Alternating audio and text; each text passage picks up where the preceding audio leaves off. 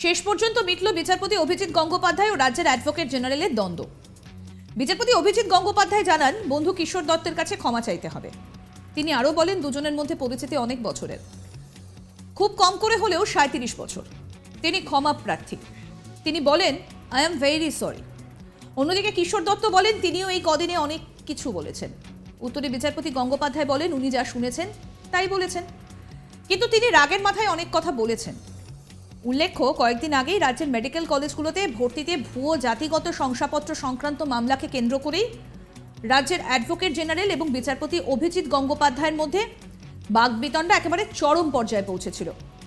বিচারপতি অভিজিৎ গঙ্গোপাধ্যায় রাজ্যের অ্যাডভোকেট জেনারেলকে বলেছিলেন কার পাদুকা লেহন করে তিনি দ্বিতীয়বার অ্যাডভোকেট জেনারেল হয়েছেন তা তিনি জানেন। সেই বিতর্কে আপাতত ইতি ঘটল বলেই মনে করছেন আইনজীবীরা।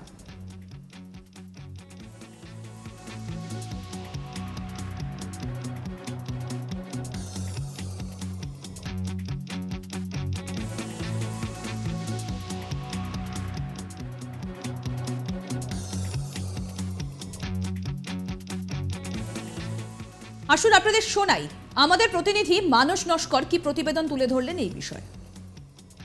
বিচারপতি অভিজিৎ গঙ্গোপাধ্যায় এবং রাজ্যের অ্যাডভোকেট জেনারেল কিশোর দত্তের দ্বন্দ্বে বা বলা যায় বাগবিতণ্ডায় ইতি টানলেন স্বয়ং বিচারপতি অভিজিৎ গঙ্গোপাধ্যায়।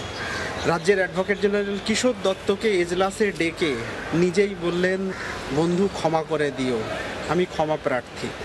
তুমি আমার অনেক পুরনো দিনের বন্ধু, প্রায় 37 বছর ধরে তোমাকে চিনি এবং এইরকম সময়ও জীবনে এসেছে যখন তুমি না থাকলে এবং অন্য হাইকোর্টের অন্য আর এক বিচারপতি জয়মাল্য বাগচির নাম করে বলেছেন যে এরা না থাকলে হয়তো আমি মরেও যেতাম।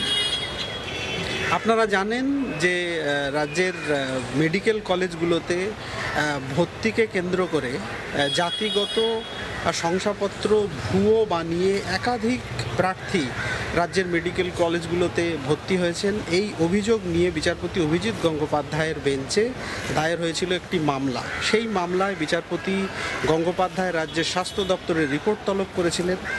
স্বাস্থ্য দপ্তর যে রিপোর্ট হাইকোর্টে দাখিল করে সেই রিপোর্টে অসন্তুষ্ট বিচারপতি গঙ্গোপাধ্যায় শেষ পর্যন্ত সিবিআই তদন্তের নির্দেশ দিয়েছিলেন এই বিষয়টি খতিয়ে দেখতে। কিন্তু রাজ্য সরকার এই নির্দেশের বিরুদ্ধে প্রায় বলা যায় যে 1 ঘন্টার মধ্যে বিচারপতি সৌমেন সেনের ডিভিশন বেঞ্চে আপিল জানায় এবং সেখানে সিঙ্গেল বেঞ্চের নির্দেশের কোনো কপি ছাড়াই ডিভিশন বেঞ্চে রাজ্য সরকার আপিল জানিয়েছিল এবং বিচারপতি সৌমেন সেনের ডিভিশন বেঞ্চ সিঙ্গেল বেঞ্চের নির্দেশের ওপর স্থগিতাদেশ জারি করে। বিচারপতি গঙ্গোপাধ্যায় ডিভিশন বেঞ্চের সেই নির্দেশ দেখে অত্যন্ত ক্ষুব্ধ হন এবং সিবিআইকে এই ঘটনায় ডিভিশন বেঞ্চের নির্দেশকে সম্পূর্ণ অবজ্ঞা করে সিবিআইকে এফআইআর দায়ের করে এই মামলার তদন্ত শুরু করতে নির্দেশ দেন।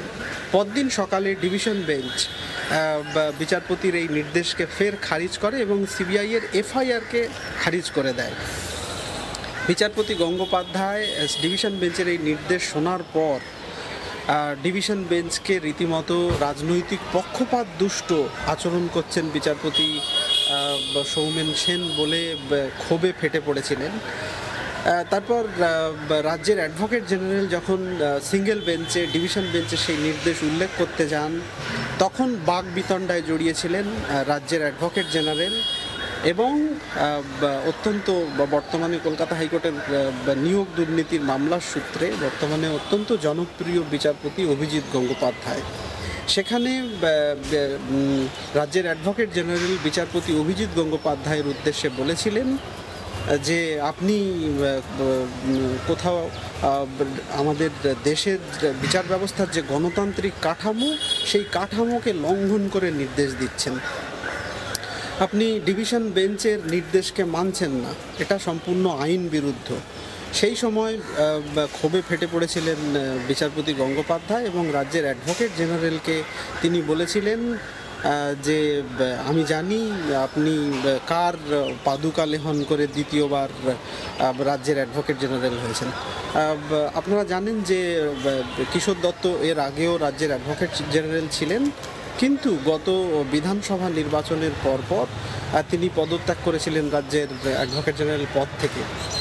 সেই পদে এসেছিলেন সৌমেন্দ্রনাথ মুখোপাধ্যায়। তিনি সম্প্রতি মাস 2-3 আগে তিনি পদত্যাগ করেন এবং সেই পদে ফের পুনরায় বহাল হয়েছেন কিশোর দত্ত। রাজ্যের অ্যাডভোকেট জেনারেল বিচারপতি গঙ্গোপাধ্যায়ের এই বক্তব্য শোনার পর তিনিও পাল্টা ক্ষোভ ব্যক্ত করে বলেন যে আমার কাছে খবর আছে যে আপনি বিজেপির টিকিটে আগামী লোকসভা নির্বাচনে প্রার্থী হচ্ছেন বলে তিনি শুনেছেন।